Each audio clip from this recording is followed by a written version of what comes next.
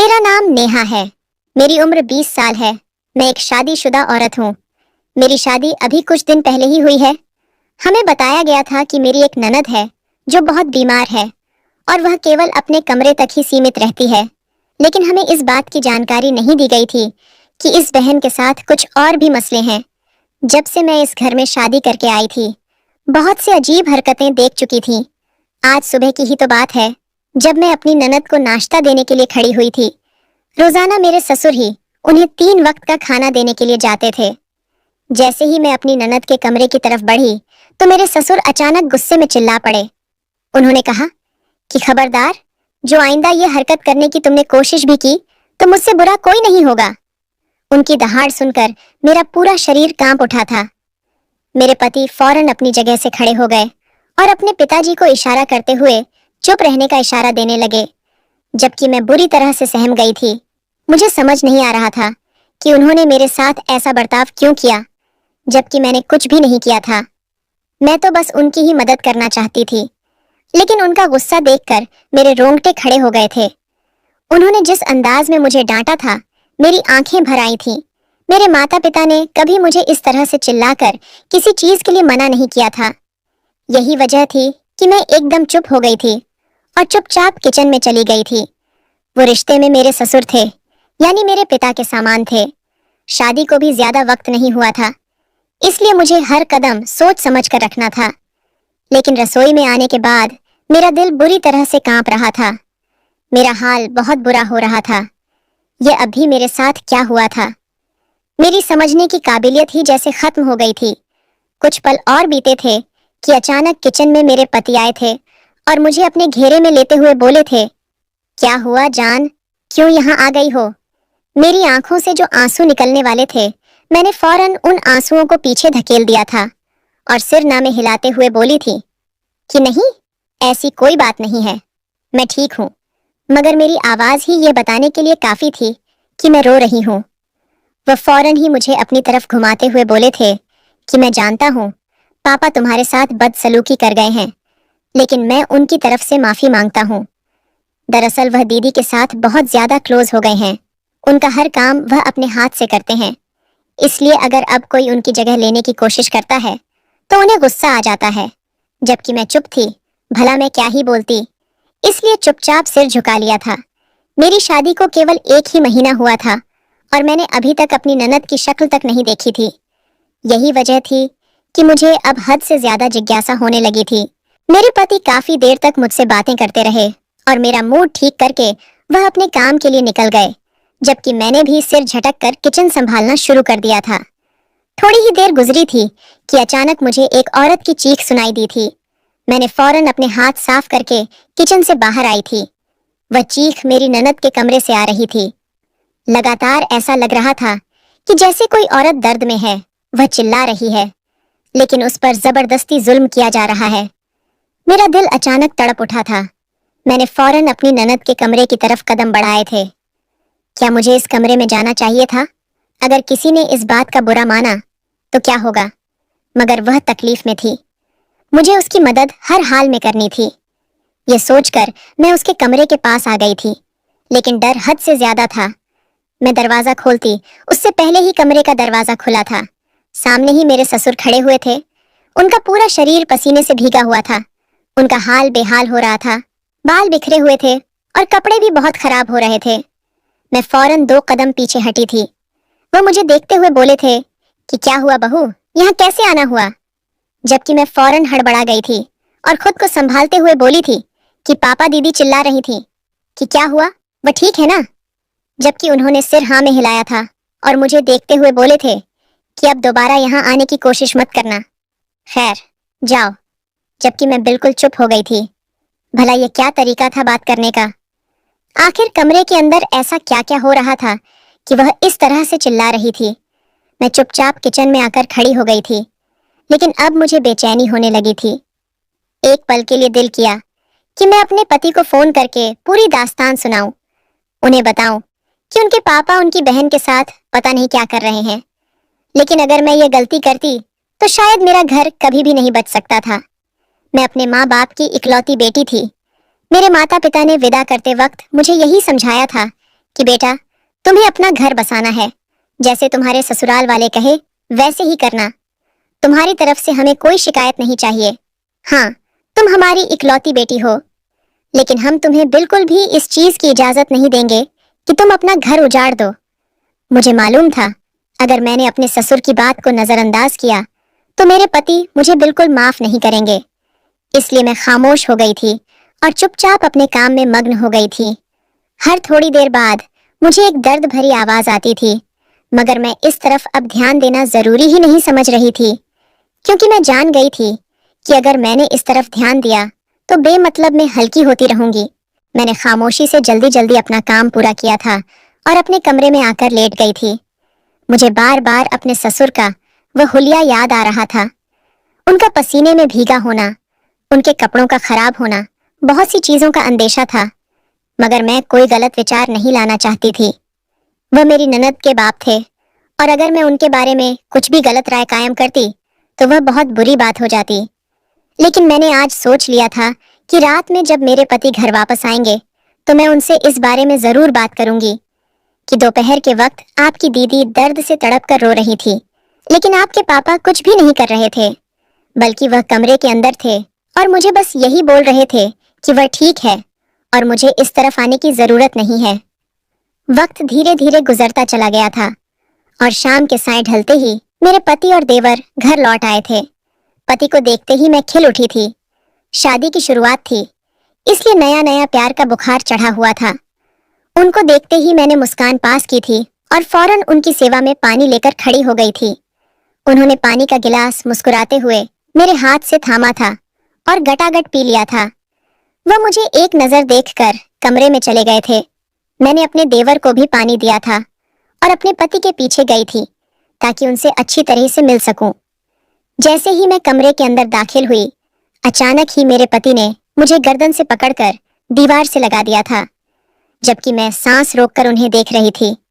अक्सर वह इसी तरह करते थे और मेरा दिल बुरी तरह से धड़कने लगता था। वह मुझसे प्यार करते हुए बोलते कि मेरी जान, मेरे दिल का सुकून तुम्हें पता है। सारा दिन मैंने तुम्हें आज ऑफिस में कितना याद किया है। तुम्हारे बिना एक पल भी मेरा नहीं गुजरता है। तुम्हारी मौजूदगी से मुझे बहुत सुकून मिलता है। मैंने शर्मा कर सर झुका लिया था। अचानक ही उन्होंने मेरा चेहरा ऊपर किया और मुस्कुराते हुए वह मेरे होठों पर झुकने लगे थे कि तभी अचानक बाहर से एक जोरदार चीख की आवाज आई थी।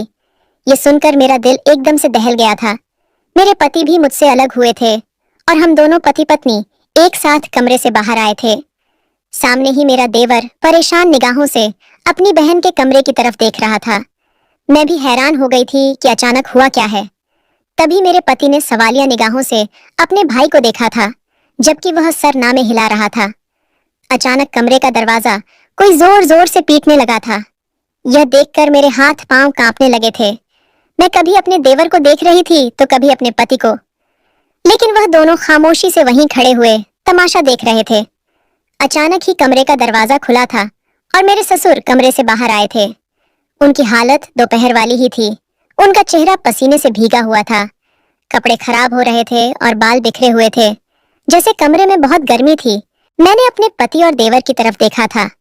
उन दोनों ने ही अपने बाप को एक सवालिया निगाह से देखा था और वह बस सर हिलाकर खामोशी से अपने कमरे की तरफ चले गए थे, जबकि मैं हैरत के समुंदर में गोते खा रही थी। मुझे लगा था कि यह जरूर अपने पिता से इस बारे में पूछेंगे कि आखिर कमरे में कर क्या रहे थे। ऐसी कौन सी मुसीबत आ गई थी जो दीदी इस तरह चिल्ला रही थी। मगर ना यह सवाल मेरे पति ने पूछा था और ना ही यह सवाल मेरे देवर ने पूछा था। मैं कुछ कहती इससे पहले ही मेरे पति मुझे देखते हुए सर्द अंदाज में बोले थे कि नेहा, जल्दी से खाना मेज पर सजाओ, पापा आने वाले हैं। जाओ, तुम भी मुंह हाथ धो लो। वह अपने भाई को बोलकर कमरे की तरफ बढ़ गए थे, जबकि मुझे तो सांप सूंघ गया था। मेरी आदत था कि जब भी कोई परेशानी पेश आता था मैं बिल्कुल चुप हो जाती थी। अभी भी मेरा हाल यही हो रहा था। मैं खामोशी से किचन में चली गई थी और खाना वगैरह गर्म करने लगी थी। फौरन ही मैंने तमाम तैयारी कर ली थी और अब खाना मेज पर सजा रही थी। थोड़ी देर बाद ही मेरे पति देवर और ससुर मुंह हाथ धोकर खाने की टेबल पर बैठ गए थे और मैं भी उनके साथ ही बैठकर खाना खाने लगी थी। मगर आज मेरी निगाह बार बार दरवाजे की तरफ जा रही थी। मुझे यहाँ रहते हुए 2 महीने का वक्त बीत गया था, लेकिन जिस तरह की आवाजें आज उस कमरे से आई थीं, आज से पहले उस तरह की आवाजें मैंने नहीं सुनी थीं। इसीलिए मैं काफी हद तक घबरा रही थी। मैं अपने इरादे और मजबूत कर चुकी थी। थोड़ी देर बाद ही खाना वगैरह खा लिया गया था और सब धीरे धीरे उठकर चले गए थे। मगर आज उन तीनों के बीच कोई बातचीत नहीं हुई थी, वरना हमेशा खाना खुशनुमा माहौल में खाया जाता था। मेरे पति जैसे ही कमरे में गए तो मैं भी जल्दी जल्दी बर्तन वगैरह समेटकर उनके पीछे ही बढ़ गई थी। मैं कमरे में आई तो वह अपना ऑफिस का काम कर रहे थे। मैं उनके बराबर में बैठ गई थी और मुस्कुराकर उन्हें देखने लगी थी, मगर उनका मूड अभी थोड़ा खराब हो गया था। मैं काफी परेशान थी। जब भी कोई ऐसा बात हमारे घर में पेश आता था, मेरे पति का मूड भी खराब हो जाता था। अभी भी वह काफी टेंशन नजर आ रहे थे। मैंने उनके कंधे पर हाथ रखा था। वह फौरन मेरी तरफ ध्यान दिए। मैंने उन्हें देखते हुए सवालिया लहजे में कहा कि मैं आपसे एक सवाल पूछना चाहती हूँ। मेरा दिल मुझे बार बार ये सवाल पूछने के लिए उकसा रहा है। भगवान के लिए मुझे नजरअंदाज ना कीजिएगा, मेरी बात को जरूर समझने की कोशिश कीजिएगा। मेरी बात सुनकर उन्होंने हाँ में सर हिलाया था और पूरी तरह से मेरी तरफ देखने लगे।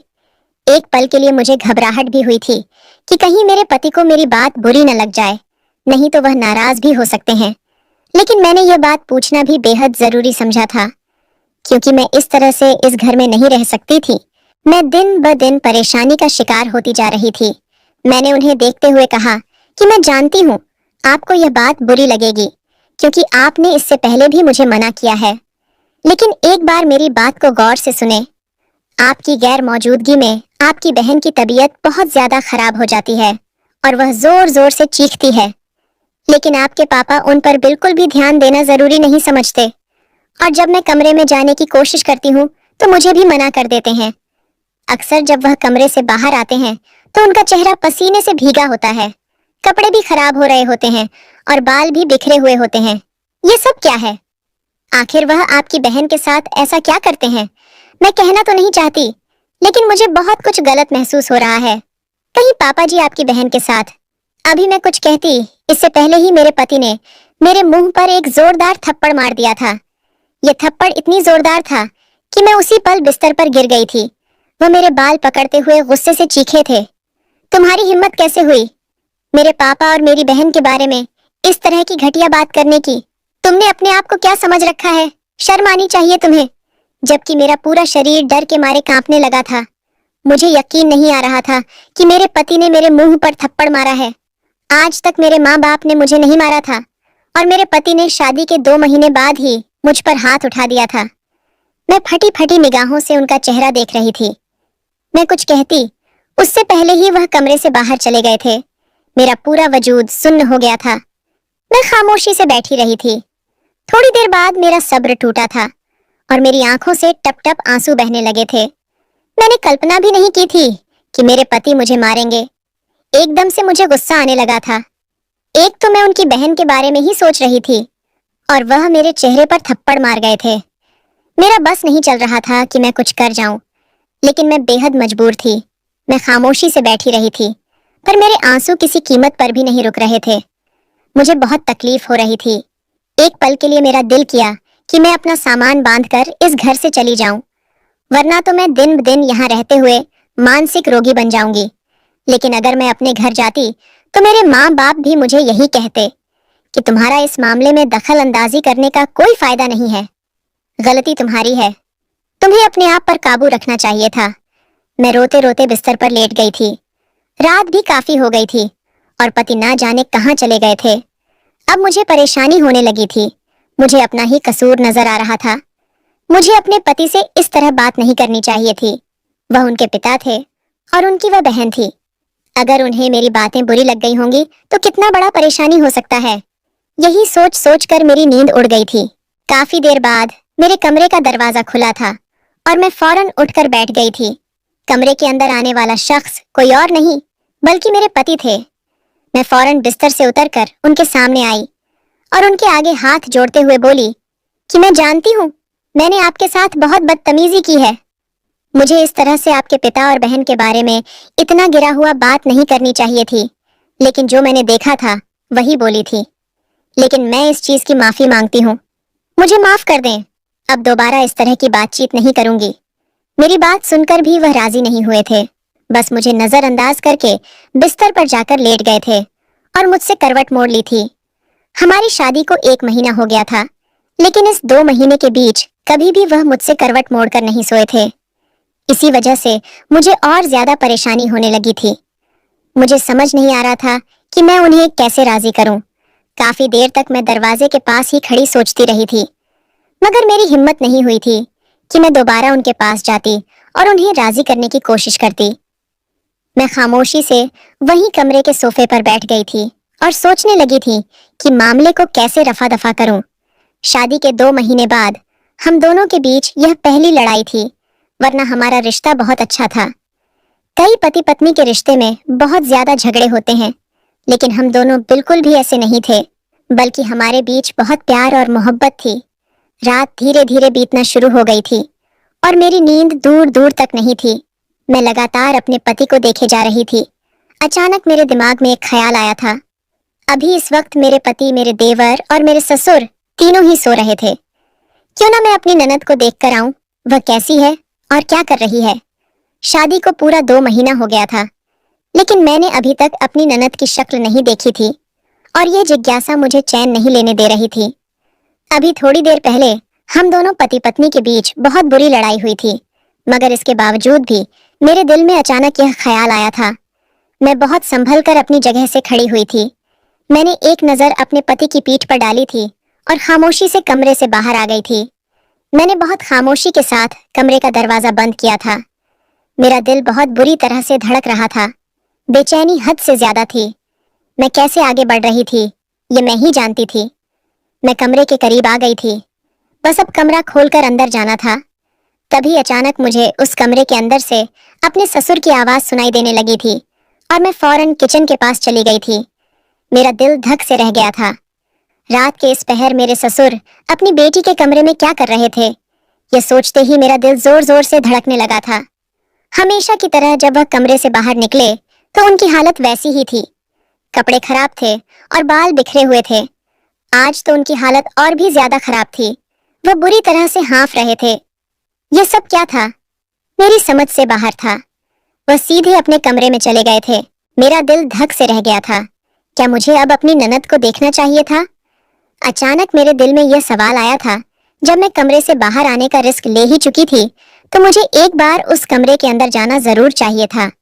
मैं यही सोचकर कमरे के दरवाजे के पास आई थी। मैं अभी हैंडल घुमाकर अंदर जाती, इससे पहले ही मेरे पति कमरे से बाहर आए थे और वह इतनी जोर से चिल्लाए थे कि मेरा पूरा शरीर कांप उठा था। मैं उनकी तरफ मुड़ी तो उनका गुस्से से बुरा हाल हो रहा था। आंखें लाल अंगारे हो रही थीं और चेहरे पर गुस्से के भाव चमक रहे थे। मेरी सिट्टी पिट्टी गुम हो गई थी। देखते ही देखते वो मेरे करीब आ गए थे और मेरे चेहरे पर एक घुमाता हुआ जोरदार थप्पड़ मारते हुए बोले कि तुम इज्जत की भाषा शायद समझती ही नहीं हो। तुम्हें प्यार से समझा दिया कि यहाँ आने की तुम्हें जरूरत नहीं है, फिर भी तुमने इस कमरे के करीब आने की हिम्मत की। तुम्हें एक बार की बात समझ नहीं आती। उनकी आवाज पूरे घर में गूंज रही थी। मेरे देवर और ससुर दोनों ही अपने कमरे से बाहर आ गए थे और चुपचाप खड़े हुए तमाशा देख रहे थे। मैंने फौरन अपने पति को समझाते हुए बोला कि आपके पिता अभी इसी वक्त आपकी बहन के कमरे से गए हैं और उनकी हालत बहुत बुरी हो रही थी। एक बार अपनी बहन की हालत तो देख ले। आप क्यों इतने निर्दय बन गए हैं? क्या आपको अपनी बहन की हालत पर दया नहीं आ रही? कुछ तो ख्याल करें। मैं उन्हें किसी भी तरह समझाना चाहती थी। जैसा आप सोच रहे हैं वैसा नहीं है। आपकी बहन सुरक्षित नहीं है।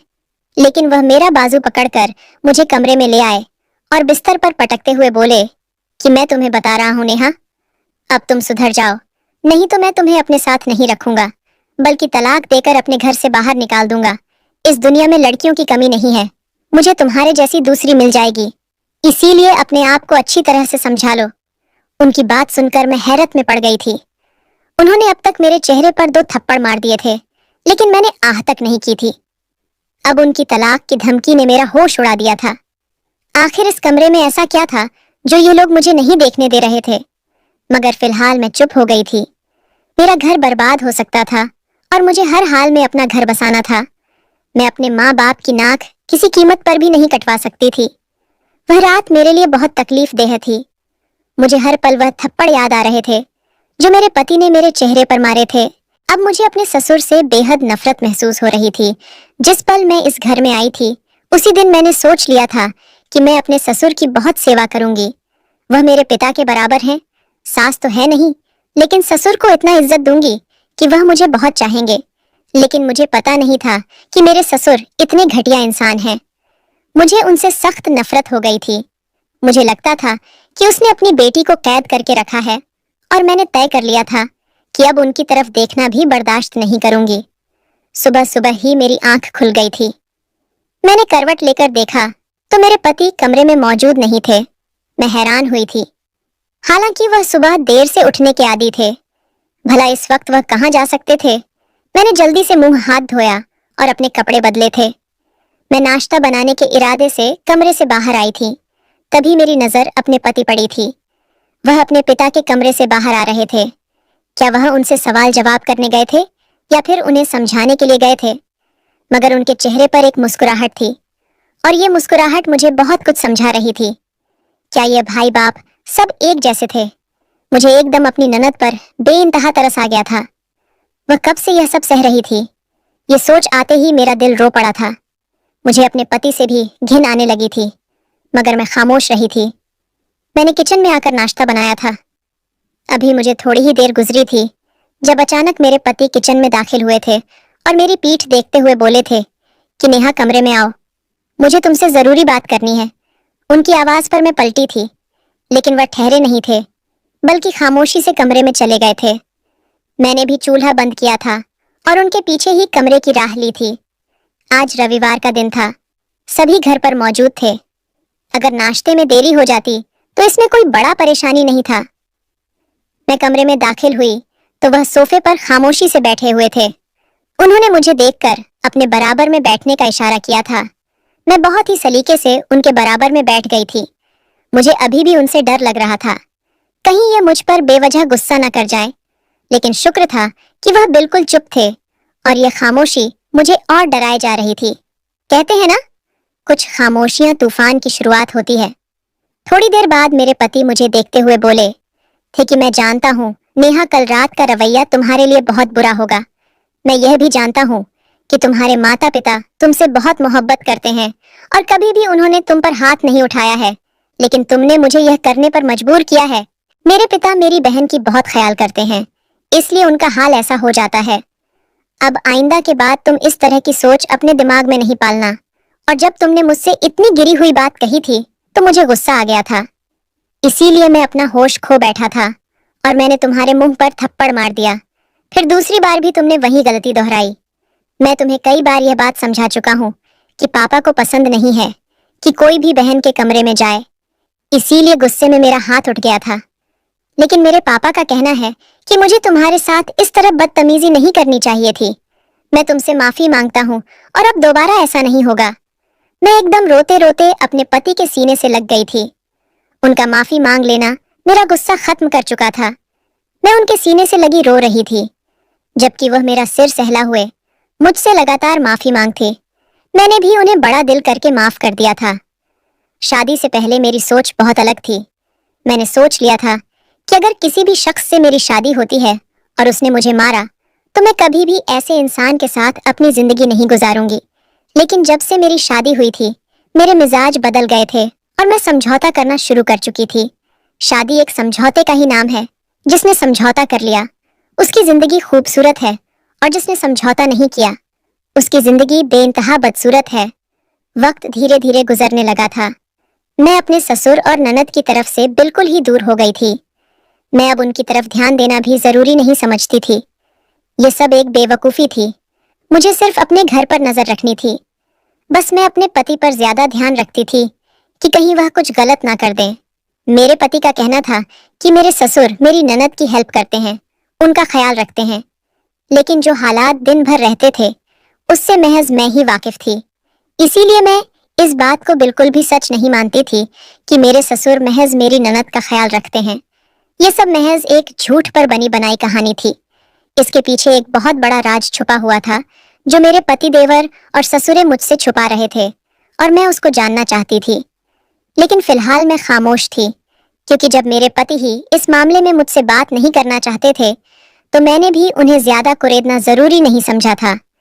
लेकिन मेरे दिल में एक ख्वाहिश थी कि मैं जानकर रहूंगी कि आखिर इस कमरे के अंदर होता क्या है। आखिर मेरे ससुर मेरी ननद के साथ करते क्या है। यही सोचकर मैंने पूरा एक मंसूबा तैयार किया था। मैंने सोच लिया था कि दोपहर से थोड़ी देर पहले मैं अपने तमाम काम करके अपनी ननद के कमरे के अंदर छुप जाऊंगी, और जब मेरे ससुर मेरी ननद को कमरे में खाना देने के लिए आएंगे तब मैं जान लूंगी कि वह क्या करते हैं। आखिर वो राज पता कर ही लूंगी। यही सोचकर मैंने जल्दी जल्दी अपने काम निपटाए थे और खाने की ट्रे भी मैंने सजाकर पहले ही मेज पर रख दी थी, ताकि जब मेरे ससुर आए तो वह बिल्कुल भी मुझे ना तलाश करें, बल्कि वह यही समझे कि मैं दोपहर के वक्त आराम कर रही हूँ। मेरे ससुर की आदत थी कि वह थोड़ी देर के लिए बाहर जरूर जाते थे और मैंने इसी वक्त का फायदा उठाया था। मैं बहुत खामोशी से दरवाजे के पास आई थी। मैंने चारों तरफ नजर घुमाई तो घर में कोई नहीं था। मेरे पति और देवर काम के लिए गए हुए थे और मेरे ससुर घूमने के लिए गए हुए थे। मैंने बहुत ही खामोशी से अपनी ननद के कमरे का दरवाजा खोला था और सामने का मंजर देखकर मैं हैरान रह गई थी। मैं बिल्कुल चुप थी। मेरे कदमों से ऐसा महसूस होता था जैसे जान निकल गई हो। मेरी ननद उस हाल में थी। मैं बिल्कुल दंग रह गई थी।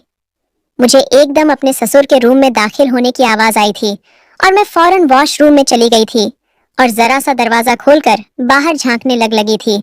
मुझे बाहर का मंजर साफ नजर आ रहा था। थोड़ी ही देर गुजरी थी जब मेरे ससुर खाने की ट्रे लेकर कमरे के अंदर दाखिल हुए थे। अचानक ही उन्होंने कमरे में आकर खाने की ट्रे वहीं सोफे पर रखी थी और चलते हुए मेरी ननद के बिस्तर के करीब आए थे और उन्हें सीधा करते हुए बोले थे, माफ करना, आज कमरे में आने में थोड़ी देर हो गई। ये कहते ही उन्होंने मेरी ननद के माथे पर प्यार किया था और उसे अपने साथ लगाते हुए बोले थे, अब तुम्हारी तबीयत कैसी है? जबकि मेरी ननद नींद में झूम रही थी। उसने ना हाँ में जवाब दिया था और ना ही इनकार किया था। यकीनन वह गहरी नींद में थी। अचानक ही मेरे ससुर उन्हें हिलाते हुए बोले थे। तभी अचानक मेरी ननद उनके मुंह पर थप्पड़ मार गई थी और उन्हें अपने वजूद से दूर करने की कोशिश करने लगी थी, जबकि मैं बहुत बुरी तरह डर चुकी थी। ये सब क्या हो रहा था?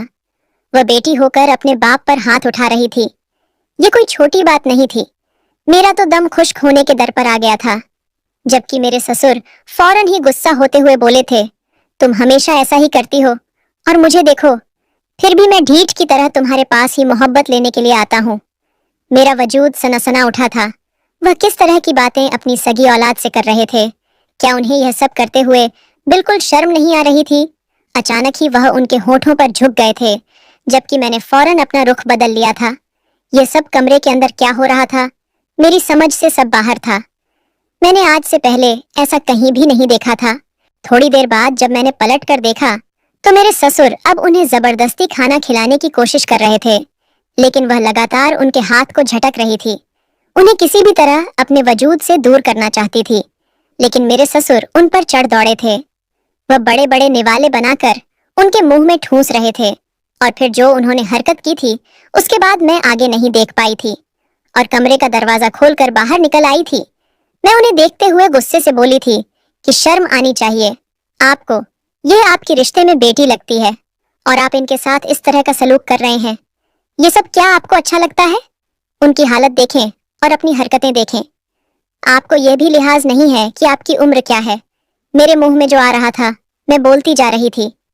मैंने सोचा भी नहीं था कि मेरे ससुर इतनी गिरी हुई हरकत कर सकते हैं, जबकि वह एकदम गुस्से से खड़े हुए थे और मुझे देखते हुए बोले थे, तुम्हें कितनी बार मेरे बेटे ने समझाया कि मेरे मामले से दूर रहो, लेकिन शायद तुम्हें मेरी बात अच्छे से समझ नहीं आती। आज मैं तुम्हें बताता हूँ कि मैं कैसा ससुर हूँ। ये कहते ही वह मेरे करीब बढ़े थे, जबकि मैं खौफ से चीख कर अपने कमरे में भाग गई थी। मेरा दिल बुरी तरह से घबरा रहा था। मैंने ये क्या कर दिया था? क्या मुझे वॉशरूम से बाहर नहीं आना चाहिए था? क्या मुझे थोड़ा इंतजार करना चाहिए था? थोड़ी ही देर गुजरी थी जब अचानक मेरे कमरे का दरवाजा जोरदार तरीके से उन्होंने पीटा था और मुझे बाहर आने को कहने लगे, लेकिन इसके बावजूद मैं कमरे में ही दुबक कर बैठी रही थी। मुझे समझ आ गई थी कि अगर मैं कमरे से बाहर गई तो मेरे ससुर मुझे किसी कीमत पर भी माफ नहीं करेंगे, बल्कि मेरे साथ बहुत बुरी तरह से बदसलूकी करेंगे। वक्त धीरे धीरे गुजरने लगा था और वह खुद ही दरवाजा पीटकर कमरे के दरवाजे के बाहर से चले गए थे। कुछ पल बाद कमरे का दरवाजा फिर से बजाया गया था और अब मेरे पति बाहर खड़े हुए थे। क्या मुझे अब दरवाजा खोल देना चाहिए था?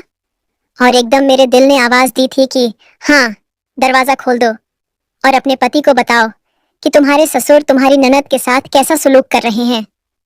मैंने तुरंत अपने दिल की बात सुनी थी और जब मैंने दरवाजा खोला तो सामने मेरा देवर भी खड़ा हुआ था। वो दोनों ही कमरे में आ गए थे। इन दोनों के चेहरे पर मौजूद एक्सप्रेशन ये बताने के लिए काफी थी कि उनके पापा ने उन्हें तमाम हालात से आगाह कर दिया है। वह दोनों खामोशी से आकर सोफे पर बैठ गए थे। मैं अपने पति को देखते हुए परेशान होकर बोली थी कि आपको मालूम है आपके पापा आपकी बहन के साथ क्या कर रहे हैं। मैं और कुछ कहती उससे पहले ही मेरा देवर बोला था कि वह हमारी बहन नहीं बल्कि हमारी सौतेली माँ है। हम उसे दुनिया के सामने नहीं लाते, उसकी दिमागी हालत ठीक नहीं है। आप बेवजह इस मामले में घुसकर उसकी गहराई तक क्यों पहुंचना चाहती हैं? आपको एक अच्छी जिंदगी दी जा रही है, आपको मोहब्बत और प्यार दिया जा रहा है, बड़ी भाभी होने का मान दिया जा रहा है, लेकिन इसके बावजूद आपको घर के मामलों में दखल अंदाजी करने की क्या जरूरत है? मेरे देवर जो बात बोल रहा था वह सुनकर मेरे कदमों तले से जमीन निकल गई थी। इन लोगों का कहना था कि मेरी एक ही ननद है जो बीमार है, मगर अब वह मेरी सौतली सास कैसे हो सकती थी? और फिर जो बात मेरे पति ने बताई वह सुनकर मैं बेइंतहा शर्मिंदा हो गई थी और मुझे अपनी सोच पर भी गुस्सा आने लगा था। मेरे पति का कहना था कि उनकी एक बहन थी जो काफी बीमार थी, लेकिन वह मर गई थी और वह उन्हें छोड़कर इस दुनिया से चली गई थी। उसी सदमे से उनकी सगी माँ भी इस दुनिया से चली गई थी। तब पापा ने दूसरी शादी की थी।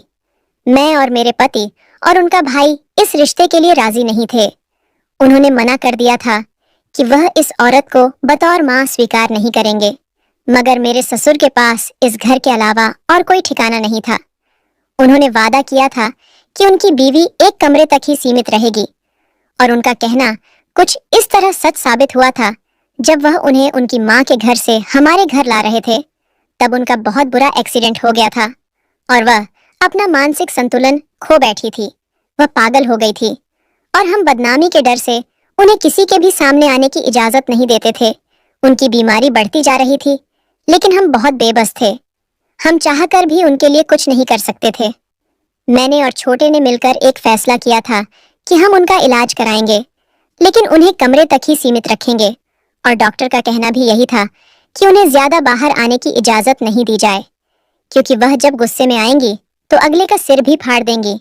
तभी पापा उन्हें दवा देने के लिए जाते हैं या फिर बीवी होने का हक लेना चाहते हैं तो वह गुस्सा करती है, चीखती चिल्लाती है।